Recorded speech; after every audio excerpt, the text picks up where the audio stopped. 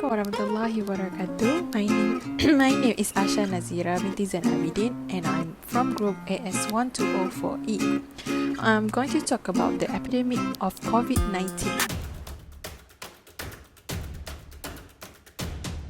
In December 2019, there was a cluster of pneumonia cases in the city of Wuhan in China.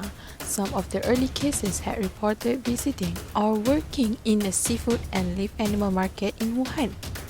Investigations found that the disease was caused by a newly discovered coronavirus. The disease was subsequently named COVID-19. COVID-19 spread within China and to the rest of the world. On 30 January 2020, the World Health Organization declared the outbreak a public health emergency of international. Now, we'll take a look at what is currently known about COVID-19.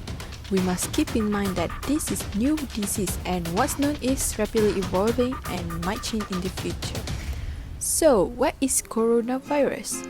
Coronaviruses are a large group of viruses. They are surrounded by a lipid envelope with protein spikes. This gives it appearance of a crown. Crown in Latin is called corona, and that's how these viruses get their name. There are different types of coronaviruses that cause illness to animals and humans.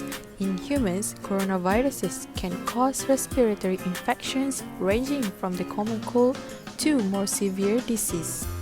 These include the Severe Acute Respiratory Syndrome or SARS, coronavirus first identified in China in 2003.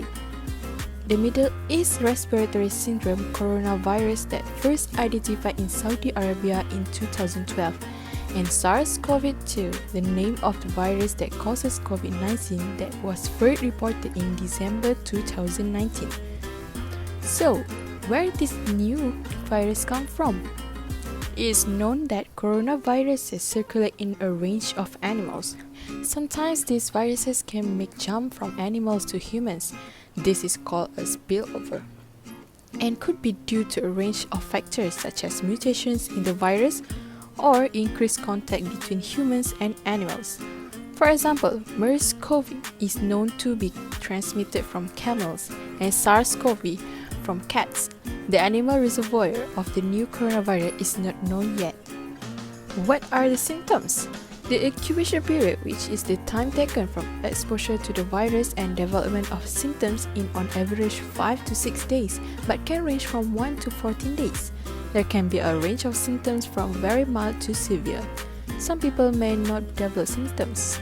Common symptoms include fever, fatigue, and respiratory symptoms such as cough, sore throat, and shortness of breath. Some people reported lost their sense of taste and smell, and some may develop skin rash. In severe cases, there could be pneumonia, organ failure, and sometimes death. How do you prevent transmission of the virus? There are a number of effective ways to prevent the spread of disease. These include covering your mouth and nose when sneezing with a flax elbow or wearing face masks in public. Wash your hands regularly with soap and water or alcohol-based hand rub. Maintaining at least 1 meter from people. It is important to stay at home when you're feeling unwell and to call a hotline or medical professional. But if you have a fever, cough, or difficult breathing, seek medical early and share your travel history or contact with someone unwell with your healthcare provider. In some areas, governments have implemented specific physical and social distancing measures to prevent the spread of the outbreak. It is important to follow their advice. A vaccine is now the most powerful way to curb the disease.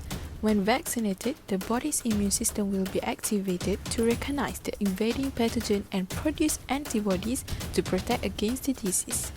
So, go get your vaccine now and together we fight the COVID-19.